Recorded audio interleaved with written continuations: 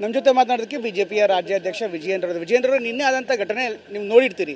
But ಒಂದು ವಿಚಾರನ ನೀವು ಆಗಲೇ ಮಾತಾಡ್ತಾ ಇರುವಂಥ ಸಂದರ್ಭದಲ್ಲಿ ಹೇಳ್ದಂಗೆ ಎಲ್ಲೂ ಕೂಡ ಇಂಥ ಘಟನೆ ನಡೆದಾಗ ಪೊಲೀಸ್ ಠಾಣೆಗೆ ಅಪರಾಧಿಯನ್ನು ಕರ್ಕೊಂಡು ಹೋಗ್ತಾರೆ. ಬಟ್ ನಿನ್ನೆ ಇಷ್ಟೊಂದೆಲ್ಲ ರೌಂಡ್ಸ್ ಹಾಕಿರೋಕ್ಕೆ ಸಂಬಂಧಪಟ್ಟಂತೆ ಸಾಕಷ್ಟು ಆಕ್ಷೇಪಗಳು ವ್ಯಕ್ತವಾಗ್ತಾ ಇದೆ. ನೀವು ಪಾರ್ಟಿ ಅಧ್ಯಕ್ಷರಾಗಿ ನೀವೇನಾದರೂ ಕೇಳಿದ್ರ ಯಾವ ಕಾರಣ ಏನು ಅಂತ ಸ್ಥಳೀಯವಾಗಿ ಅಧಿಕಾರಿಗಳಿಂದಾಗಲಿ ಸ್ಥಳೀಯರಿಂದಾಗಲಿ ಏನಾದ್ರು ಉತ್ತರ ಬಂತ ಸಂಬಂಧಪಟ್ಟವರಿಂದ?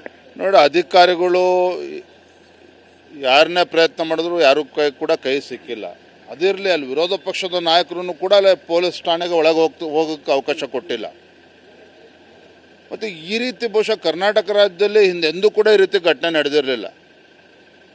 ಯಾರೋ ಉಗ್ರಗಾಮಿನ ಹಿಡ್ಕೊಂಡು ಹೋದಂಗೆ ಇವರು ರಾತ್ರಿಡೀ ಎಲ್ಲ 400-500 ಕಿಲೋಮೀಟರ್ ಅವ್ರನ್ನ ಸುತ್ತಾಡಿಸಿ ಇವತ್ತು ಅವ್ರು ಕೂರೋದಕ್ಕೂ ಬಿಟ್ಟಿಲ್ಲ. ತಲೆಗೆ ಪೆಟ್ಟಾಗಿದೆ, ಆಸ್ಪತ್ರೆಗೆ ಕೂಡ ಕರ್ಕೊಂಡೋಗಿಲ್ಲ.